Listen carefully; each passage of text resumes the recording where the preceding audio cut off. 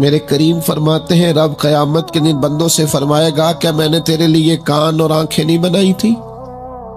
कभी अंधे से मिलके देखे ना, कभी बहरे से बात करके देखे ना। रब फरमाएगा क्या मैंने तेरे लिए कान और आंखें न बनाई थी? अल्लाह फरमाएगा क्या मैंने तेरे लिए जानवरों को, खेतों को मुसख्खर नहीं किया था? हर जानवर पर तू सवारी करता है, जानवरों के गोश्त खाता है, जानवरों का दूध पीता है, खेत के अंदर हल चलाता है, अनाज है, फल है, सब्जियां हैं। वल्लज़ी खलक़ लकुम मा फिल अर्द जमीआ, जमीन में जो कुछ है हजरत इंसान के लिए पैदा किया। अल्लाह फरमाएगा तेरे लिए कान बनाए, आंखें बनाई, तेरे लिए मुसख्खर किया जानवरों को, तेरे लिए मुसख्खर किया खेतों को। फिर रब कहेगा मैंने तुझे खुशहाली दी, मैंने तुझे सरदारी दी। फिर अल्लाह फरमाएगा ये बता क्या तुझे मुझसे मिलने का यकीन नहीं था? क्या तुझे ये खबर नहीं थी कि तेरी रब से भी मुलाकात होगी? तुझे अल्लाह के हुजूर भी हाजिर होना है, तुझे इसका यकीन नहीं था? और हदीस पाक का जो आखिरी जुमला है वो हर दिल पर दस्तक देता है।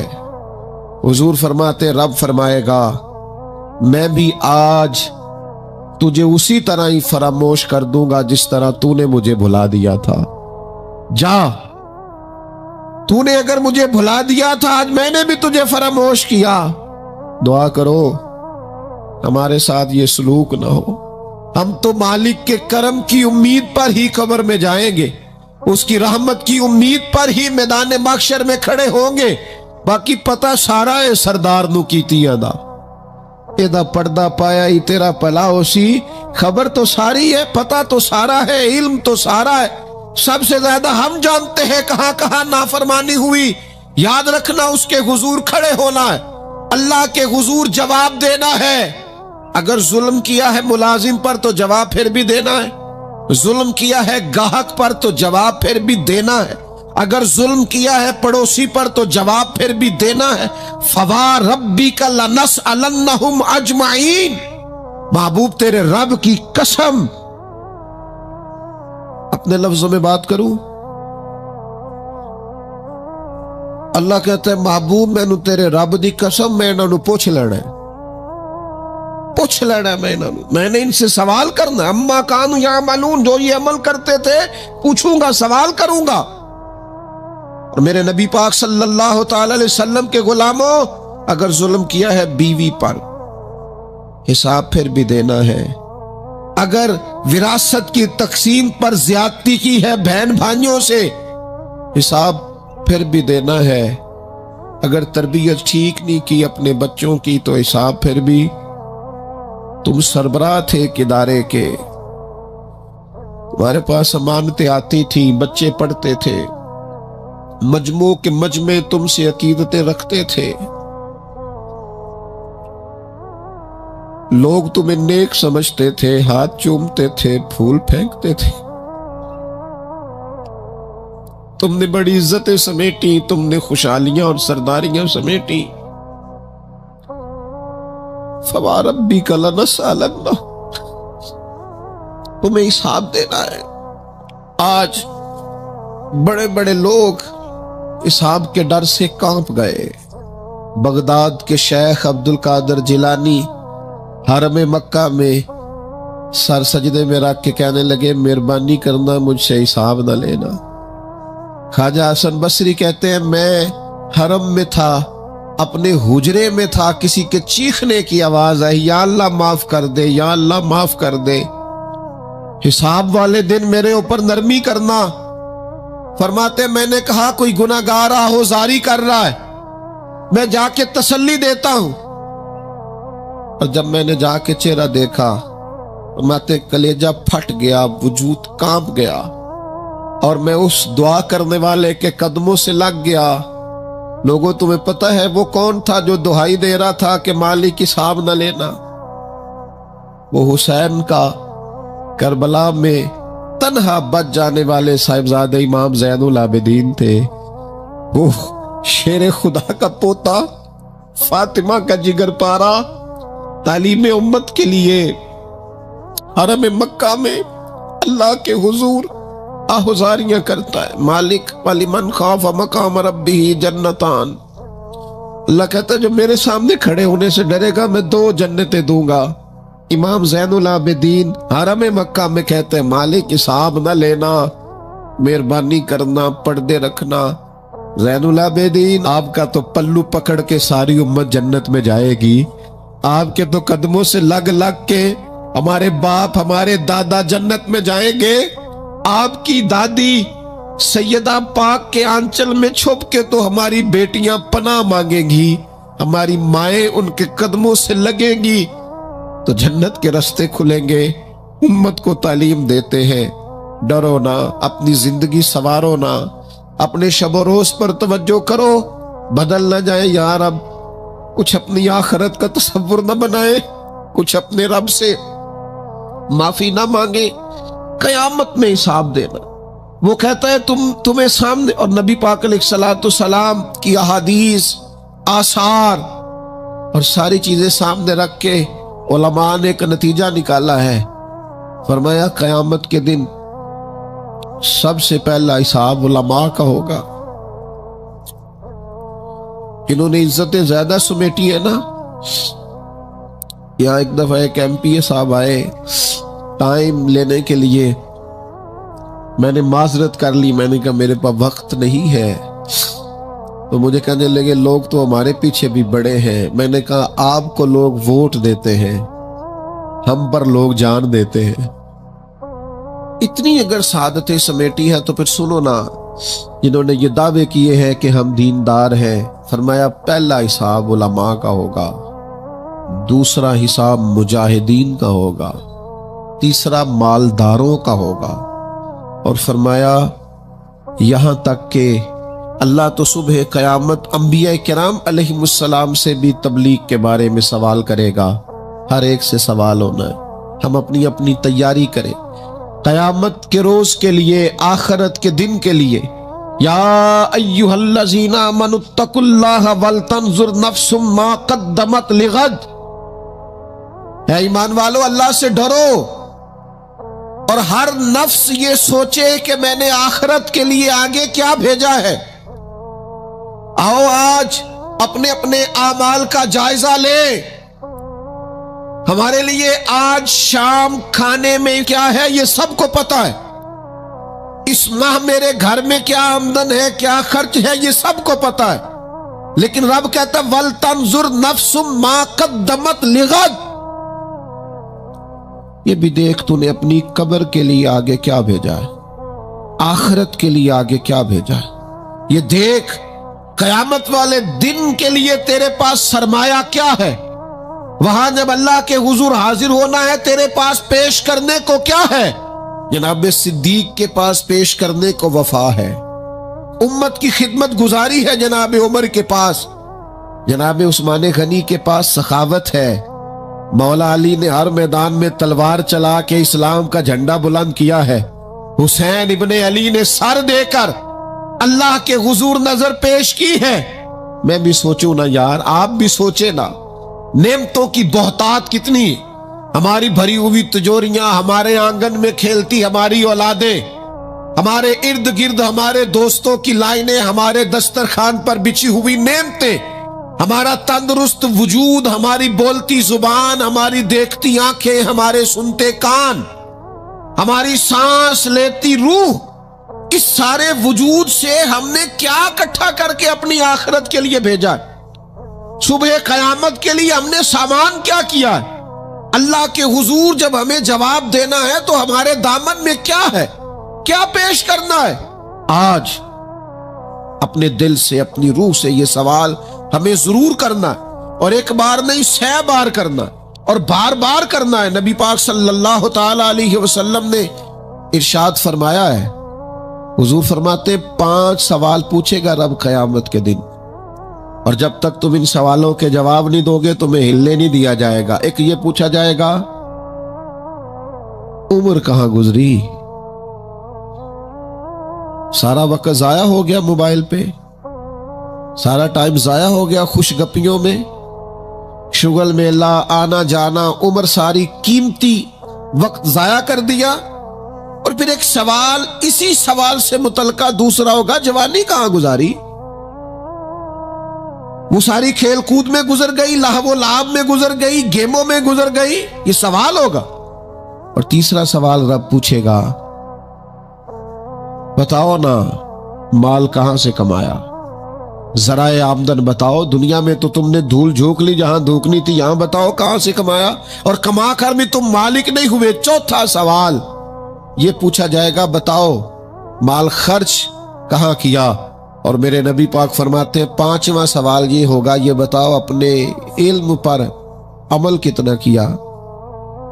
लेक्चर देना आसान है, तकरीर करना आसान है, वाज करना आसान है, समझाना आसान है, फेसबुक पर अच्छी नसीहत लिख देना आसान है, रोज सुबह व्हाट्सएप पे सबको बेहतरीन नसीहतें भेजना आसान है। लेकिन कयामत के सवालों में से एक मोतबर सवाल है, बुखारी में मौजूद है। 5 सवालों में से आखिरी सवाल यह है कि जो तुम जानते थे, जिसका तुम्हें इल्म था, जो तुमने सीखा था, जो तुमने पढ़ा था, उस पर तुम्हारा अमल कितना था। किसको नहीं पता नमाज फर्ज है, किसको नहीं पता वालिदैन की खिदमत करना जरूरी है, हलाल हराम की तमीज से कौन आगाह नहीं है, कौन नहीं जानता कि मेरा रवैया तल्ख है, लोगों को तकलीफ देता है, कौन नहीं समझता कि मेरी फुला फुला चीज की वजह से फुला फुला लोग तड़पते हैं, सिसकते हैं, रोते हैं। बहुत सारों को पता है कि मेरी बीवी, मेरे बच्चे, ये कुछ औरतों को पता है मेरा शौहर, मेरे खानदान वाले मेरी वजह से तकलीफ में। बहुत सौ को पता है मेरी वजह से मेरे पड़ोसी तकलीफ में। बहुत सौ को पता है मेरी वजह से मेरे मुलाजम तकलीफ में है। तुमसे पूछा जाएगा अपने इल्म पर कितना अमल किया। वो जो तुम जानते थे, जितना तुम्हें शऊर था। आज पूरी उम्मत मुस्लिमा में क्या हो रहा है? तकरीरें, वाज़ो नसीहत, फकत वाज़ो नसीहत। इकबाल कहते हैं, मस्जिद तो बना दी शब भर में ईमा की हरारत वालों ने। और ये देखना क्या कहते हैं, मन अपना पुराना पापी था, बरसों में नमाजी बन न सका। और इकबाल बड़ा उपदेशक है, मन बातों में मोह लेता है। बड़ी सोनी बातें करनी आती है हमें। इकबाल बड़ा उपदेशक है, ये मन बातों में मोह लेता है, पर गुफ्तार का काजी है ये बना, किरदार का गाजी बन न सका। गुफ्तार का काजी गाजी बनना आसान है, लेकिन अपने अमल में निखार लाना। हाँ, सबसे पहले 2 चीजों का हिसाब होना कयामत में, याद रखिएगा। आमाल में सबसे पहले नमाज का हिसाब होगा। हुजूर ने फरमाया, काफिर और मोमिन के बीच फर्क ही नमाज का है। और हुकूकुल इबाद में सबसे पहले कत्ल का हिसाब होगा। ये 2 हिसाब सबसे पहले। और कुछ लोग ऐसे भी होंगे जिनका हिसाब आसान होगा। नबी पाक अलैहिस्सलाम ने वो 3 लोग भी बताए हैं जिनसे मेरा मालिक आसान हिसाब लेगा। या रसूल अल्लाह, कौन कौन से? हुजूर ने फरमाया, जिससे लोग तोड़ते थे पर वो जोड़ता था, रब आसान हिसाब लेगा। और करीम फरमाते हैं, ये आपने भूलने नहीं, ये लुब्बे लुबाब है सारी गुफ्तगू का, याद रख। फरमाया, जो तुझे महरूम करे उसे अता कर, जो तुझसे तोड़े तू उससे जोड़, और जो तुझसे ज्यादती करे तू उसे माफ कर दे। अल्लाह कयामत में तुझसे आसान हिसाब लेगा। अल्लाह तेरे लिए कयामत में आसानी पैदा कर देगा। मेरे भाइयों, एक और बंदा भी है जिससे कयामत में बड़ा आसान हिसाब होगा। करीम महबूब अलैहिस्सलाम ने फरमाया, जिसके सीने में हसद नहीं ना होता, जिसके दिल में बुग़्ज़ नहीं होता, जिसके दिल में कीना नहीं होता, सानू तख्त हज़ारे दी लोड़ की है। वो असी किसी दे कुछ भी नहीं लगते, ना कोई साडा दर्दी। वो जो सीना, बिल्कुल जिनका सीना बेकीना होता है ना, कुशादा दिल, सबके लिए प्यार, सबके लिए मोहब्बत, सबके लिए वारफ्तगी, हर एक, सारे समझते हैं मुझसे ही प्यार ज्यादा है। सीना कुशादा है, दिल बड़ा है। फरमाया, जिनके सीने कुशादा होंगे, बुग़्ज़ से, अदावत से, हसद से, कीने से पाक होंगे, अल्लाह क़यामत में आसान हिसाब लेगा।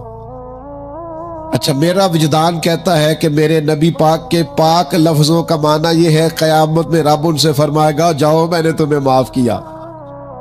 जिनके सीने साफ होंगे, दिल साफ होंगे, पाक होवे ते पाक की मिल डाई, बिना पाको पाक नहीं मिलता। सारे वजूद नू धोण दे नालों इको धोला टुकड़ा दिल दा।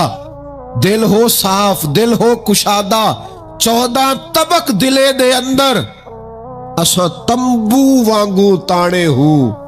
ये तंबू देख रहे हो ना, छांव दे रहा है ना, जल रहा है ना।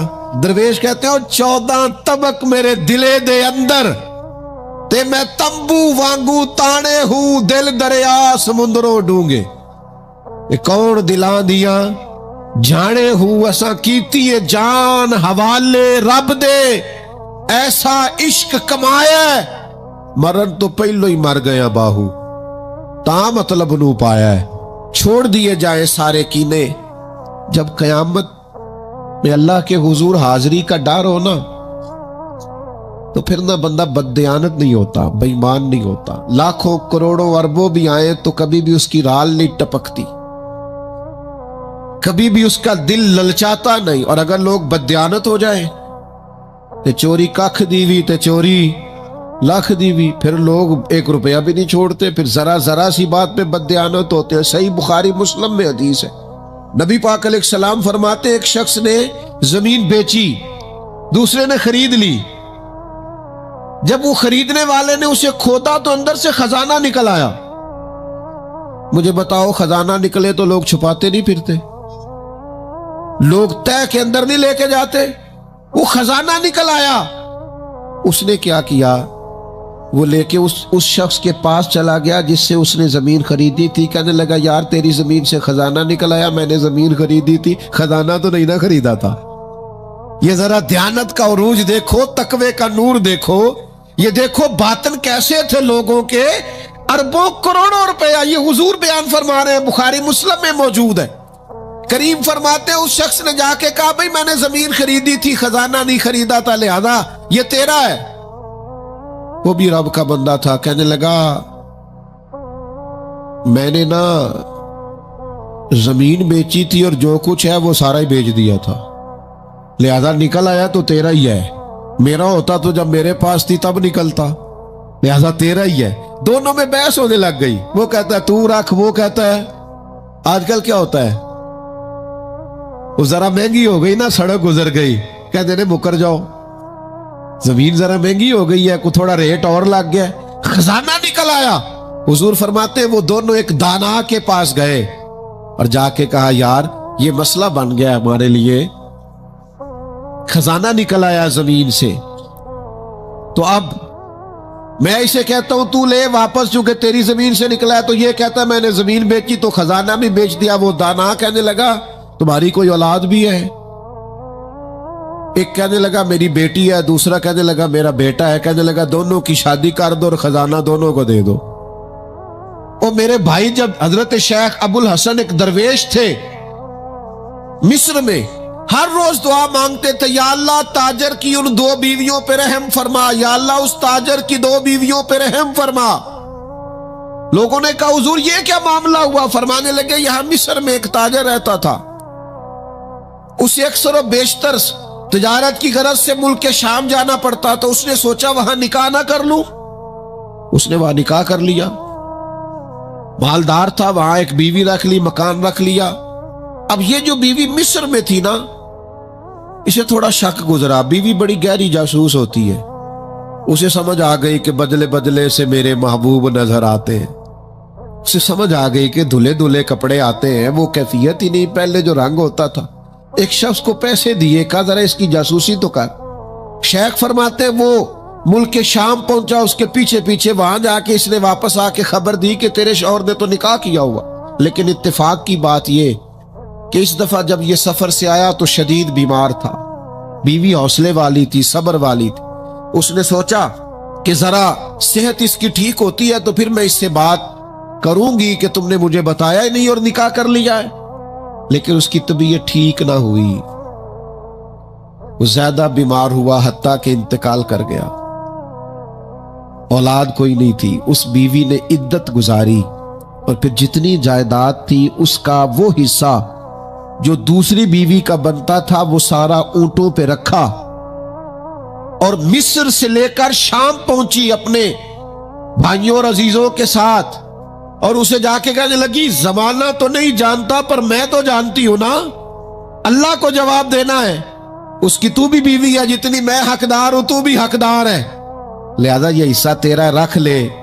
वो कहने लगी, मेरी बहन अल्लाह तुझे जज़ा दे, जिस रब को तूने क़यामत में हिसाब देना मैंने भी उसे ही देना है। मेरा शौहर यकीनन मेरा शौहर था, मेरा उससे निकाह हुआ था, पर इस दफा जब वो आया तो शदीद बीमार था। कहने लगा शायद मैं बच न सकूं। वो एक मकान मुझे दे गया, कुछ मुझे मेरा हिस्सा दे गया और मुझे तलाक दे गया। कहने लगा कि तू जहां चाहे निकाह कर लेना, मेरी सेहत मुझे लगता है कि अब वक्त जाने का आ गया। कहने लगी, बहन चूंकि मुझे तलाक हो गई थी, अब मैं इसमें से हिस्सेदार। शेख फरमाते हैं, गवाह दोनों के पास कोई नहीं था, पर दोनों अल्लाह को जवाब देना चाहती थी। इस तकवे का मुजाहरा किया। फरमाते मेरा दिल करता है जब भी नमाज पढ़ता हूं ताजर की दोनों बीवियों के लिए दुआ करता। फवा रब्बिका लनसअलन्नहुम अजमाइन, महबूब तेरे रब की कसम कयामत में मैं इनसे हिसाब लूंगा। ये जो आखिरत का तसव्वुर है ना, हजरत अबू ज़र गिफारी रदी अल्लाह ताला अन्हु ने अपने गुलाम से कहा, जो बेहतरीन ऊंट है वो अल्लाह के रास्ते में खर्च कर दो, खैरात कर दो, बेहतरीन। शाम को सैयदना अबू ज़र गिफारी रदी अल्लाह ताला अन्हु तशरीफ लाए, तो वो जिस ऊंट के बारे में आप इशारा करके गए थे खर्च कर देना, अल्लाह के रास्ते में दे देना, वो बंधा हुआ है, और उससे जो दूसरे नंबर का कम, उससे जो कम कीमत का था, बाकी सब में बेहतर लेकिन इससे कम कीमत का, वो ऊंट आपके गुलाम ने अल्लाह के रास्ते में खर्च कर दिया, खैरात कर दिया। तो आप फरमाने लगे, यार मैंने तुम्हें कहा था ये ऊंट देना। वो कहने लगा, हुजूर ये तो आपकी सवारी का ऊंट है ना, तो मैंने चाहा था जो आपकी सवारी का ऊंट है वो रख लिया जाए। तो सैयदना अबू ज़र गिफारी रदी अल्लाह ताला अन्हु फरमाने लगे, मैं सवारी के लिए तो तुझे कह रहा था खर्च कर दे, पर दुनिया की सवारी के लिए नहीं, आखिरत की सवारी के लिए। वो जो कयामत में अल्लाह के हुजूर पेश होना है, तो मैंने कुछ भेजा हुआ तो हो, वहां मेरे पास कोई खजाना तो हो, आखिरत की जमा पूंजी तो हो, कोई हो ना मेरे पास जो मैंने आखिरत के लिए। नाराज ना होना, बहुत सारे मामलात में हम औलाद से नहीं मशवरा करते, नहीं घर वालों से पूछते, अल्लाह के रास्ते में खर्च करते हुए क्यों कहते हो मशवरा करके बताऊंगा, बात करके बताऊंगा। जब अपने दुनियावी बहुत सारे मामलात में आजाद होते हो, तो अपनी आखिरत का जखीरा जमा करने के लिए क्यों हम आजादी के साथ फैसला क्यों नहीं करते। नबी रहमत नूर मुजस्सम शफी मुअज्जम सल्लल्लाहु ताला अलैहि वसल्लम घर में तशरीफ लाए।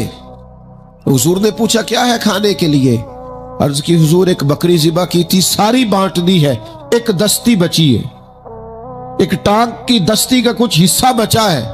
हुजूर ने फरमाया, नहीं, जो तुमने बांट दिया है वो सारा ही बच गया है।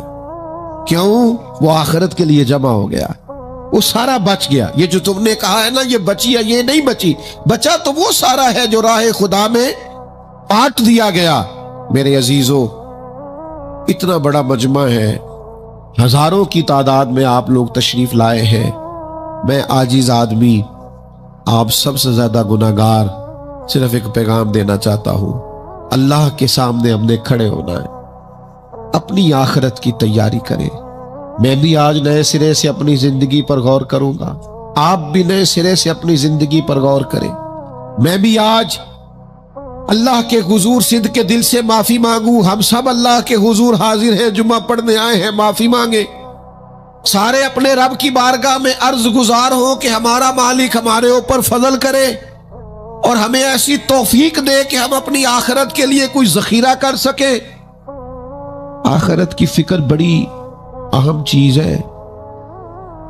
आखिरत की वो कुछ लोग कहते हैं ना, फिक्र ना करो, फिक्र ना करो, फिक्र ना करो। सारे दोस्त यही कहते हैं, आप मेरे करीबी हैं, मैं आपसे कहता हूं फिक्र करो, फिक्र करो, फिक्र करो, पर अपनी आखिरत की फिक्र करो। 2-2.5 साल जाहिरी तौर पर उम्र कम थी हजरत सिद्दीक अकबर की नबी पाक से, लेकिन एक दिन हजरत सिद्दीक अकबर ने अर्ज की, या रसूल अल्लाह सल्लल्लाहु ताला अलैहि वसल्लम, मैं देख रहा हूं आप पर तो बुढ़ापा आ गया है, बाल मुबारक सफेद हो रहे हैं। तो हुजूर फरमाने लगे, सूरह हूद सूरह वाक़या, सूरह मुरसिलात, फरमाया इस तरह की सूरतों ने मुझे बूढ़ा कर दिया। क्यों? इनमें कयामत का जिक्र है, इनमें आखिरत का जिक्र है, अल्लाह के हुजूर हाजिरी का जिक्र। इन सूरतों ने, इनकी फिक्र ने, हुजूर फरमाते हैं, ये तिरमिजी शरीफ में मौजूद है, मुझे बूढ़ा कर दिया है। हम भी बूढ़े हो गए हैं पर औलाद की फिक्र में, हम भी बूढ़े हो गए हैं माल की फिक्र में। हमें भी कुछ थोड़ी फिक्र करनी चाहिए आखिरत की। आज से तैयारी शुरू करें, अभी से अपनी आखिरत के लिए गौर व फिक्र शुरू करें। एक बात अर्ज कर, आखिरत की फिक्र हो ना तो फिर बंदा बंदों के मामले में भी मोहतात होता है, बिला वजह इल्जाम नहीं लगाता, बिला वजह बदनाम नहीं करता। मैंने आज आपकी खिदमत में इस जुमे में एक खास अपने दिल का दर्द रखना है। किसी के बारे में भी प्रोपोगंडा छोड़ दे, किसी शख्स के बारे में भी गलत बात करनी छोड़ दे। पड़ोसी, दोस्त, अहबाब, मोहल्लेदार, जिसके बारे में हकायक का नहीं पता, उसके बारे में हमें अल्लाह के हुजूर हाजिर होना है, जवाब देना है। कोई भी किसी भी की इज्जत पर हाथ डालना छोड़ दे। इस्लाम में चोर की सजा हाथ काटना है, लेकिन इस्लाम पहले गौर करता है चोरी क्यों की, असबाब क्या बने। हजरत अबाद बिन शर्जील रदी अल्लाह ताला अन्हु कहते हैं, मैंने अपने पड़ोसी की बाग से कुछ फल ले लिए थे, कुछ खा लिए थे, कुछ मैंने अपनी चादर के पल्लू में छुपा लिए। इब्ने माजा में मौजूद है, मुस्नद अहमद में मौजूद है, दीगर कई कुतुब अहादीस में मौजूद है। फरमाते उसने मुझे पकड़ लिया, हुजूर की बारगाह में ले गया। तो नबी करीम ने मुझसे फरमाया क्यों चोरी की? बात को समझना। अर्ज की हुजूर बच्चे भूखे थे, तकलीफ में आ गया। अब पता है इस चोरी के लिए हुजूर ने क्या फैसला किया? नबी पाक उसके पड़ोसी से फरमाने लगे, जब भूखा था तुमने रोटी क्यों नहीं दी? जब ये जाहिल था इल्म क्यों नहीं दिया? और फरमाते हैं मेरी सजा हुजूर ने ये सुनाई कि एक ऊंट भर के माल का मुझे दिया गया। दोस्तों, इल्जाम तो लगा देते हो कि फुला गरीब आदमी बार बार मांगता है, फुला बार बार सताता है, फुला कर्ज मांगता है। अपनी आखिरत से डरे, देखे तो सही लोग मजबूर क्यों हैं, तंग दस्त क्यों हैं, परेशान क्यों हैं। उस जगह पर जाएं, उलझे उलझे बिखरे बिखरे रोजो शब, पूछेगा कौन? लोग तेरा जुर्म पूछेंगे, सबब पूछेगा कौन? लोग पूछते ही नहीं, तवज्जो ही नहीं करते कि जुर्म क्यों हुआ, उसकी नौइयत तक लोग जाते ही नहीं। खुदारा जनाब अब्दुल्ला इब्ने उमर खुद फरमाते हैं कि सरकार ने मुझसे पूछा कि अब्दुल्ला ये बात ठीक है कि तुम हर रोज ही नफली रोजा रखते हो और हर रात ही नफली इबादत करते हो? तो मैंने अर्ज किया या रसूल अल्लाह सल्लल्लाहु ताला अलैहि वसल्लम ऐसा ही है। अल्लाह के प्यारे हबीब अलैहिस्सलातु सलाम ने फरमाया ऐसा ना करो। वो नफली रोजा रखते थे, हर रोज हर रात नफली इबादत करते थे। तो महबूब ने उनसे तस्दीक कराने के बाद फरमाया ऐसा न करो, कभी रोजा रखा करो, कभी इफ्तार किया करो, और फरमाया कभी नमाज पढ़ा करो, कभी सो जाया करो। क्यों? इसलिए कि हुजूर फरमाने लगे तुम्हारे जिस्म का भी तुम पर हक है, तुम्हारी आंख का भी तुम पर हक है कि उसे नींद आती है, तुम्हारी बीवी का भी तुम पर हक है, और फरमाया तुमसे जो मुलाकात करने के लिए आता है उसका भी तुम पर हक है। तो ये लफ्ज कह के कि तुम्हारे अपने ऊपर भी हुकूक हैं, तुम्हारी जात के भी तुम पर हक हैं। बाज लोग तसव्वुफ और तरीकत के नाम पर बहुत मुश्किल बातें करते हैं और बहुत मुश्किल बातें सुनाते हैं, और बाज लोग फिर उन बातों का बड़ा सख्त और मुश्किल माना भी लेते हैं कि बड़ी शदीद जद्दोजहद करनी चाहिए, हमेशा रास्ता वही इख्तियार करना चाहिए जो मुशक्क़त वाला हो, हमेशा वही काम करने चाहिए जिनके अंदर ज़्यादा दुश्वारी हो। ठीक है, बाज़ औक़ात मुशक्क़त वाले काम, मुजाहिदे वाले काम इंसान की नफ्स की तरबियत के लिए बड़े अच्छे होते हैं, लेकिन ऐसी मुशक्क़तें, ऐसे मुजाहिदे जो इंसान को इतना कमज़ोर कर दें कि वो ज़रूरत के जो हुकूक है वो भी पूरे करने के काबिल ना रहे, उसकी सेहत पर ही असरअंदाज हो जाए, वो आने जाने वालों से मिलने के काबिल ही ना रहे, वो दीगर उसके ज़िम्मे जो उसके ख़ानदान के कबीले के बाल बच्चों के हुकूक हैं वो अदा ही ना कर सके तो इस्लाम इसकी भी इजाज़त नहीं देता। खुद साख्ता तसव्वुफ़ और ख़ुद साख्ता तरीक़त का जो मफ़हूम लोगों ने बना लिया है वो मफ़हूम भी दुरुस्त नहीं है। हमारे बुज़ुर्ग थे शेखुल मशाइख और उस्ताजुल असातिज़ा हज़रत शेख मोहम्मद तहसीन रज़ा ख़ान साहब बरेलवी रहमतुल्लाह ताला अलैह 50 साल के लगभग उन्होंने दरस हदीस दिया है। तो मैं उन पर एक मज़मून लिख रहा था। मैंने उनसे अर्ज़ की, हुजूर आप तहज्जुद पढ़ते हैं? फरमाने लगे नहीं, मैं इशा जमात से पढ़ता हूँ, इसको भी सालों बीत गए, और मैं फजर जमात से पढ़ता हूँ, ये भी मेरी ज़िंदगी का मामूल है। लेकिन मैं सहरी के वक़्त इसलिए नहीं उठ पाता कि मुझे सुबह 8 बजे बैठकर बच्चों को दरस हदीस पढ़ाना होता है, इशा के बाद मुझे मुताला करना होता है, तो मैं समझता हूँ ये भी मेरे लिए नफल इबादत है। लिहाजा मैं रात को भी किताब व सुन्नत देखता हूँ और सारा दिन भी किताब व सुन्नत पढ़ाता हूँ। उम्मीद है मेरा रब मुझे तहज्जुद का अजर भी अता करेगा। अजीज़ दोस्त, आप याद रखिएगा, इसको समझिएगा कि हमारे यहाँ बाज़ लोग बाज़ चीज़ों को ज़्यादा दुश्वारी बना लेते हैं। फला आदमी को मैंने कभी नफल पढ़ते नहीं देखा, ये तरीक़त नहीं। क्या आपने उसे नफल पढ़ते नहीं देखा तो वो सूफी नहीं? आप ये बताइए, कभी फ़र्ज छोड़ते तो नहीं देखा? कभी उसे ज़रूरियात दीन को छोड़ते तो नहीं देखा? और नफल तो वैसे भी इंसान का रब से ज़ाती मामला, हो सकता है सामने वाला छुप के पढ़ता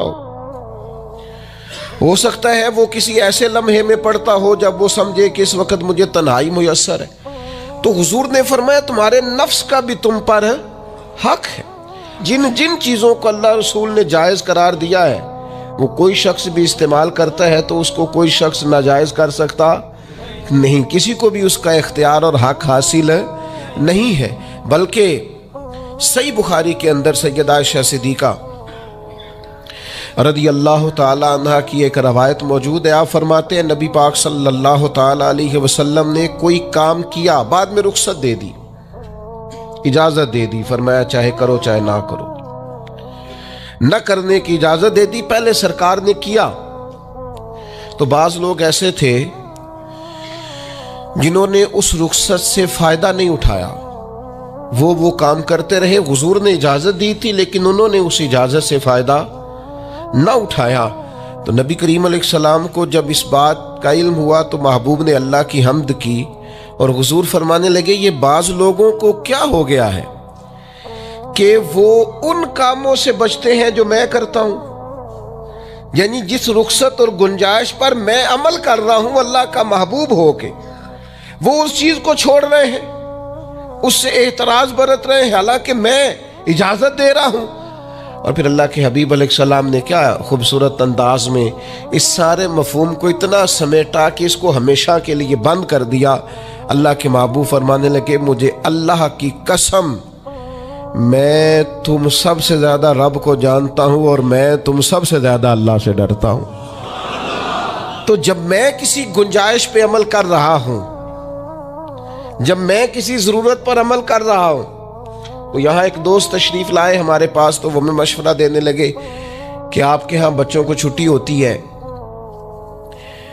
तो वो तकरीबन 1.5 दिन बनता है, ज़ोहर की नमाज के बाद हफ्ते को वो चले जाते हैं और इतवार का सारा दिन वो छुट्टी में रहते हैं, तो ये 1.5 दिन पूरा उनका ज़ाया होता है। तो ये तो मामला ठीक नहीं है। इस तरह तो ऐसा है ना कि मदारस दीनिया में क्या काम है छुट्टी का।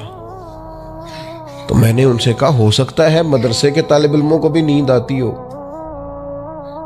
हो सकता है इनका भी कभी किसी ग्राउंड में जाके खेलने को जी चाहता हो सकता है ये भी उसी तरह के लोग हों जिस तरह के आम बच्चे होते हैं, हो सकता है वो सारी ख्वाहिशात इनके अंदर भी पाई जाती हों जो बाकी लोगों के अंदर पाई जाती हैं। आप वो पाबंदियां क्यों लगाते हैं जो पाबंदी अल्लाह रसूल ने नहीं लगाई? जिस चीज को शरीयत ने बैन नहीं किया, हम कौन होते हैं उसको बैन करने वाले? समझे? हाँ, एक बात जरूर है, हम अपने वजूद के मालिक नहीं हैं, इसका मालिक अल्लाह है। वो खालिक है, हम मखलूक हैं। वो माबूद है, हम उसके आबिद हैं, वो हमारा मालिक है। हमें अपने नफ्स को, अपने वजूद को उसकी फर्मा बरदारी में रखना। नफ्स के हक का ये मतलब नहीं है कि ख्वाहिश नफ्स में अगर कोई नाजायज़ चीज़ पैदा होती है तो उसकी तकमील के लिए भी हम दौड़ पड़ेंगे। इसकी शरीयत के अंदर इजाज़त नहीं है। इजाज़त इस बात की है कि जिन चीज़ों को शरीयत ने जायज़ करार दिया है, आप अगर उनका हुसूल चाहते हैं, आसानी चाहते हैं, तो आप ज़रूर उनको इख्तियार करें, कोई मना वाली बात नहीं है। मैंने कहा बाज़ लोग ना बाज़ चीज़ों पर शिद्दत करते हैं। यानी नबी करीम अलैहिस्सलाम के साहिबजादा गिरामी हज़रत इब्राहीम अलैहिस्सलाम का विसाल हो गया तो नबी करीम की आंखों में आंसू आ गए। तो एक शख्स ने हुजूर से कहा, या रसूलल्लाह आप भी रोते, आप तो सब्र का दर्स देते। तो नबी करीम ने फरमाया, ये जो आंसू निकल आए हैं ना, ये बेटे की मोहब्बत की अलामत है। बाकी फरमाया, मेरे दिल और जुबान पर वही है जिससे मेरा रब राजी होता है। मैं अल्लाह से कोई शिकवा नहीं कर रहा, उसकी तकदीर पर राजी हूं।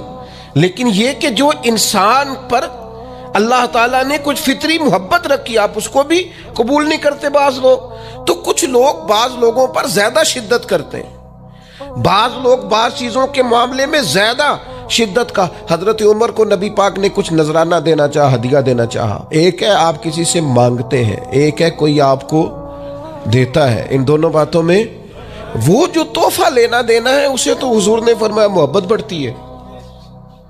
तो हजरत ये सही बुखारी में मौजूद है, नबी करीम ने कुछ दिया तो हजरत उमर अर्ज करने लगे, नहीं या रसूलल्लाह जरूरत नहीं। तो महबूब ने फरमाया, जो बिन मांगे मिले वो तो अल्लाह की तरफ से है। वो एक साहब मुझे कहने लगे, फलां साहब कहते हैं हम चंदा नहीं मांगते। तो मैंने कहा वो ज़्यादा नेक होना चाहते हैं, कोई हर्ज वाली बात नहीं। वो चंदा नहीं मांगते, वो ज़्यादा परहेजगार होना चाहते हैं, ज़्यादा आगे बढ़ना चाहते हैं। वरना नबी पाक ने तो ऐलान किया है कि तबूक पे जाना है, मुजाहिदों को चंदे की ज़रूरत है। ऐलान किया कि नहीं किया रसूल पाक ने? तो आप इसको उलमा की तौहीन का पहलू बनाएंगे? रसूलुल्लाह सल्लल्लाहु अलैहि वसल्लम ने ऐलान नहीं फरमाया? अगरचे मालिक के कुल हैं, लेकिन हुजूर ने ऐलान किया। और कुरान मजीद में तो कुफार ने शिकवा किया है कि रब हमसे मांगता है माज़अल्लाह। इसका माना यह है कि अल्लाह फकीर है, हम गनी हैं। या आप 28वें पारे में देख लें कि रब कहता है कर्ज़े हसना दो, तो आप क्या माज़अल्लाह ये आयतें दे के अल्लाह पर तनकीद करेंगे? माज़अल्लाह सुम्मा माज़अल्लाह, नकले कुफर कुफर नबाशत कि अल्लाह लोगों से कहता है मेरे रास्ते में खर्च करो, और एक जगह नहीं जगह जगह कहता है। आप कुछ ज्यादा नेक होना चाहते हैं? यानी जिस बात का अल्लाह ऐलान कर रहा है, मिम्मा रज़क़नाहुम युनफिकून, जो मैंने तुम्हें दिया है मेरी राह में खर्च करो, जिसका हुजूर ऐलान कर रहे। एक शख्स खड़ा होकर कहता जी हो मौलवी चंदे मांगते। ओ खुदा के बंदे, जो काम ऐन किताब और सुन्नत में मौजूद है, तुमको जरूरत से ज्यादा नेक होना चाहते हो तो ये तुम्हारा खुद साख्ता दीन है, ये रसूलुल्लाह का दीन नहीं है, ये तुम्हारा। और लोग हैं कि कह रहे वाह वाह बड़ी बात है। तो इसलिए हमारे वजूद का भी हम पर हक है। चंद एक नफ्स के हुकूक आज बयान करने। सबसे पहला हमारे नफ्स का हम पर हक ये है कि हम अपने आप को पहचाने, अपनी सलाहियतों को पहचाने, अपने ऊपर गौर करें।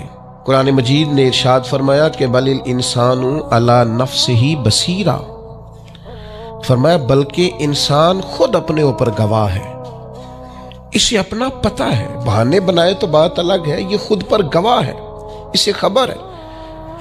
इंसान आलम असगर है, हम ना अपने आप को पहचानते नहीं, हमें अपनी खूबियों का पता नहीं होता। ये जो हम उस्ताज के पास जाते हैं ना, ये जो हम मुर्शिद के पास जाते हैं ना, वो हमें निखार के ना, तो वो हमारी खूबियां हमारी आंखों के सामने कर देते हैं कि ये तुम्हारे अंदर सलाहियत है। वो तराश के ना पत्थर को तो उसे हीरा बना देते हैं, वो नकम्मों को काम का बना देते हैं। वो क्या करते हैं कि वो हमें हमारे अपने आप से आगाह कर देते हैं। यानी है वही तेरे जमाने का इमाम बरहक जो तुझे हाजिर और मौजूद से बेजार करे और मौत की शक्ल में दिखला के तुझे जलवा यार जिंदगी तेरे लिए और भी दुश्वार करे। वो जो तेरा जीना औखा कर देना, मुश्किल नहीं मैं कहता, अगरचे उर्दू है, लेकिन मुश्किल और औखा, ये औखा जरा ज्यादा वजनी है। जो जीना औखा कर दे। वो दरवेश होता है जो तेरे लिए मुश्किल कर दे। भाई अपने आप को पहचाने, अपने ऊपर गौर करें। अल्लाह ताला ने बनाया है और बनाने वाला कहता लक़द खलक़नल इंसान फ़ी अहसन तक़वीम। बनाने वाला कहता है मैंने तुझे बड़ी बेहतरीन साख्त में बनाया। ओ इंसान, मैंने तुझे बड़ा ही सोना बनाया। कोई तेरे नाक पर तनकीद करे तो करे, तू कह तुझे पता नहीं ये चाहत किसकी है, मैं मर्जी से नहीं बना, ये बनाने वाले ने बनाया है। उसने तुझे सोना बनाया, तू अपने आप को पहचानता ही नहीं। तू जो है ना, खुदा जाने बुलंदी है कि पश्ती पर जहां मैं हूं वहां कोई नहीं है। तू अपने कद से भी प्यार कर, तू अपने रंग से भी प्यार कर, तू अपने वजूद की साख्त से भी प्यार कर। और फिर वो कहता है तुझे बनाया, बाकी सारा कुछ तेरे लिए बनाया। हुवल्लज़ी खलक़ लकुम मा फिल अर्दि जमीया। रब कहता है जमीन में जो कुछ है ना, मैंने सारा तेरे लिए बनाया। तुझे अल्लाह रसूल के लिए बनाया है, और बाकी जमीन में जो कुछ है वो सारा तू पहचानता ही नहीं। हर चीज मुसख्खर है तेरे सामने। इतना बड़ा हाथी होता है और एक आम आदमी हल्की सी छड़ी लेके उसे चला रहा होता है। ऊंट कितना लंबा चौड़ा वजनी होता है, लेकिन एक आम आदमी उसके नाक में नकेल डाल के उसे घुमा रहा होता है। कितनी बड़ी भैंस होती है, लेकिन छोटे से बच्चे ने मुहार पकड़ी हुई होती है। एक आम आदमी पायलट बनकर जहाज पे बैठता है और मनो टनों के हिसाब से वजन है, अफराद है, लेकिन हवाओं पर सवारी करके उसे चीरता हुआ वो महीनों की मंजिलें घंटों में तय करके क्रॉस करता है। तस्खीरे कायनात के लिए तुझे बनाया है, तू सो रहा है, तू जागता ही नहीं, तो अपने आप को पहचानता ही नहीं। इकबाल से किसी ने कहा मैं रब तक जाना चाहता हूं, तो इकबाल कहने लगे अजब नहीं कि खुदा तक तेरी रसाई हो, पर तेरी नजर से तो पोशीदा है आदमी का मकाम। तू बंदे के मकाम को ही नहीं समझ सका अभी तक। मन आरफ़ा नफ्सहू फ़क़द आरफ़ा रब्बा। दरवेश कहते हैं जो अपने आप को पहचान गया वही तो अपने रब को पहचान गया। अपनी कदर को पहचाने, अपनी अहमियत को पहचाने। आपके अंदर बड़ी सलाहियत पिन्हा है। छोटी छोटी बातों में परेशान हो गए, काम नहीं मिलता, कारोबार नहीं चलता, और तेरे पास बड़ा कुछ है यार, काम नहीं भी मिलता। तो अगर वक्ती तौर पर कोई हालात खराब है तो अपना कद काट तो देख, अपना हुस्न तो देख, अपनी सोच तो देख, तफक्कुरात तो देख। तुझे बनाने वाले ने कोई कमी छोड़ी नहीं, उसने कमाल कर दिया है। कुदरत ने रंग भर दी है तेरे वजूद में। कभी तो अपने रब के शाहकार होने की नजर से अपने आप को देखे, तुझे अपने आप से प्यार हो जाए, तुझे अपने आप से मोहब्बत हो जाए। वो मैं कभी तनकीद किया करता था कि ये जवान शीशों और आईनों के सामने बड़ी देर तक खड़े रहते हैं। तो एक दिन एक सादे से बुजुर्ग मुझे कहने लगे ये जो आईने के सामने खड़ा है ना, ये भी रब की तख्लीक कोई देख रहा है। ये कह रहा है करीम ने कमाल नहीं कर दिया मुझे बनाने वाला, हद नहीं कर दी। क्या हुस्न के जलवे, क्या खूबसूरती और क्या नूरानियत उसने पैदा की है इंसानी। और फिर ये जो दिया बिन मांगे दिया। एक बात ये कि अपने नफ्स को पहचाने, और दूसरी बात यह है कि इज्जत नफ्स का भी ख्याल करें, अपने आप को रुसवा न करें। अल्लाह ने इज्जत दी है तो अपने आप को जिल्लत की जगह पर खड़ा न करें, तोहमत वाली जगह पे अपने आप को खड़ा न करें, कभी अपने आप को इतना कमजोर ना करें। झुकना है रब रसूल के सामने, बिला वजह दुनियादारों के, सेठों, नवाबों के और वजीरों मुशीरों के सामने अपने आप को रुसवा न करें। किसी की गाड़ी के पीछे भाग के अल्लाह की दी हुई शान को कमजोर न करें, जिल्लत की जगह पे अपने आप को खड़ा न करें। शरीयत इस्लामिया ने मोमिन का वकार क्या बयान किया है। रब करीम ने फरिश्तों से जब मशवरा किया था ना बंदा बनाने के लिए, इंसान की तख्लीक के लिए, तो वाइज़ क़ाल रब्बुका लिल मलाइकति इन्नी जाइलुन फिल अर्द खलीफा।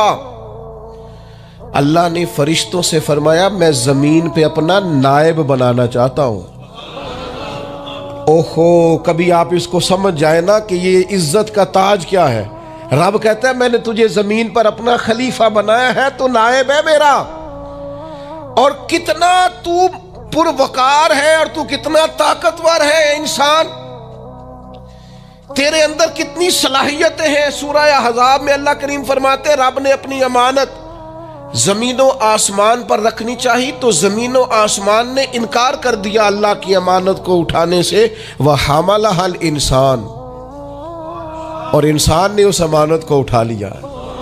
कहा मालिक मैं तेरी अमानत उठाऊंगा, मैं तेरा नाम लेके गलियों में घूमूंगा, मैं तेरी तौहीद के डंके बजाऊंगा। हजरत इंसान ने कहा मैं तेरे नाम के नारे लगाऊंगा, मैं तेरी इबादत करूंगा, मैं तेरे लिए निकलूंगा, मैं तेरे लिए खैरात करूंगा, मैं तेरे रास्ते में अपनी सलाहियत। वह हमलहल इंसान, इंसान ने अमानत उठाई और कहा मालिक मैं निकलूंगा तेरे नाम की सरबुलंदी के लिए, मैं तेरे नाम पर जिहाद करूंगा। अगर जान देनी पड़ी तो दुआएं मांग मांग के कहूंगा मालिक मैं तेरे रास्ते में शहीद होना चाहता हूं। अल्लाह की अमानत को हजरत इंसान क्यों अपने आप को रुसवाई वाली जगह पे खड़ा करे, क्यों कमजोर करे। बहुत पहले कहा था, फकीर आदमी हूं, जो बातें कहता हूं कोशिश करता हूं सोच समझ के कहूं। बहुत पहले कहा था मैंने कि जो अपनी बरादरी को बड़ा जानता है उसकी ज्यादती नहीं, ज्यादती उसकी है जो अपनी बरादरी को सबसे छोटा जानता है। तू बड़ा नालायक है, तू कहता है मैं छोटी बरादरी में पैदा हुआ हूं, तू मर्जी से पैदा हुआ है, यहां तुझे तेरे रब ने पैदा किया है। जो माँ तेरे, मैंने एक दफा कहा कुछ दोस्तों से, कहने लगे किधर जा रहे हैं, मैंने कहा अपने वाली साहब के मज़ार पे। कहने लगे पीर थे, मैंने कहा नहीं। आलिम थे, मैंने कहा नहीं। किसी बहुत बड़े इदारे में किसी सदर नशीन की सीट पे बैठते थे, मैंने कहा नहीं। वो ट्रैक्टर पर बैठकर खेतों में हल चलाते थे, शाम को भैंसों का दूध धोते थे, वो किसान थे, वो मेहनत करते थे। फिर वो ताजर थे, छोटी सी तिजारत करते थे। लेकिन मुझे अगर कोई कायनात में पूछेगा ना खुश नसीब कितने हो, तो मैं कहूँगा मैंने इस तरह का बाप नहीं देखा जिस तरह का अपना बाप देखा। इसलिए कि मेरी शख्सियत में अगर कोई निखार है तो सबसे ज्यादा रंग मेरे अब्बा जी के भरे हुए, तो मैं कैसे इनकार करूं। सबसे ज्यादा उनके दिए हुए रंग हैं शख्सियत के अंदर, माँ बाप के। ओ भाइयों, नाज के साथ जिंदगी गुजारी जाती है। कभी अपने आप को रुसवाई वाली जगह पे खड़ा न करें, कभी अपने आप को कमजोर ना करें, मजबूत रहें, ताकतवर रहें। और तीसरी बात, एक तो अपने नफ्स को पहचानना है, दूसरा अपनी इज्जत करनी है। किसकी इज्जत करनी है? अपनी इज्जत करनी, तकब्बुर नहीं करना, अपनी इज्जत करनी है। अरबी के किसी शायर ने कहा था जो अपनी इज्जत नहीं ना करता उसकी इज्जत भी कोई नहीं करता। अब वो आपने एक आम मुहावरा सुना होगा, अपनी इज्जत बंदे के अपने हाथ में होती है। इसका माना क्या है? आप कभी भी कोई ऐसा काम ना करें जिससे आपकी जिल्लत हो। आप अपनी इज्जत करें, आप अपनी तकरीम करें, आप अपने विकार को बुलंद रखें। आप कभी भी अपने लहजे को, मेयार को कमजोर ना होने दें। आप फिक्री तवानाई का हमेशा मुजाहरा करें, ताकतवर रहें, कमजोर ना पड़े कभी भी। और तीसरा यह है कि अपने नफ्स की तरबियत करें। जिस तरह इंसान अपने वजूद की नशो नुमा करता है ना, वो कहता है ये खाऊंगा तो ताकत होगी, ये खाऊंगा तो बीमार होऊंगा, ये खाऊंगा तो मैं फ्रेश रहूंगा, ये खाने से मेरी तबीयत में दर्द होगी। इसी तरह वो अपनी तरबियत करे, अपनी नशो नुमा करे, अपनी रूहानी तरबियत पर तवज्जो दे। वो देखे ये काम करने से मेरी तबीयत गुनाह की तरफ माइल होती है, इस बुरी सोबत में बैठने से मेरे अंदर बहुत बुरी चीज़ें आती हैं, इसके पास बैठने से सोचे मेरी गदली मैली कुचैली होती, और इस शख्स की सोबत जो है वो मुझे ताज़ा करती है, अल्लाह के करीब करती। तरबियत नफ्स पर तवज्जो दें, अपनी बातनी कैफियत को मुलाहजा करें।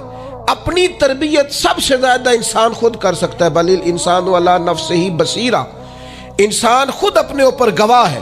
वो खुद महसूस करे कि कहाँ कहाँ मेरे अंदर गलतियां हैं, कहाँ कहाँ मेरे अंदर कमजोरियां हैं। वो इन सारी चीज़ों पर मुतवज्जे रहे। डॉक्टर ने दवाई देनी होती है और दवाई देने के बाद वो कहता है ये नुस्खा है और ये खाने की तरतीब है और ये आपकी परहेज है। अब मरीज कहे कि जनाब डॉक्टर साहब कोई नज़र करें आप, ताकि मैं ना नज़र से ठीक हो जाऊं, तो डॉक्टर कहेगा मेरी नज़र यही है जो मैंने नुस्खा लिखा है ना, यही नुस्खा है, ये दवाई खाएं। ये वो लोग आते हैं पीर साहब के पास, कहते हैं कोई नज़र करें। मैं नेक हो जाऊं। भी पीर साहब ने नुस्खा बताया ना, 5 नमाजें पढ़ो, नमाज के बाद ये वाला जिक्र करो। पीर साहब ने बताया ना इस काम से परहेज करो, तो आप इन बात माने, इंशाअल्लाह अल्लाह शिफा अता फरमाएगा।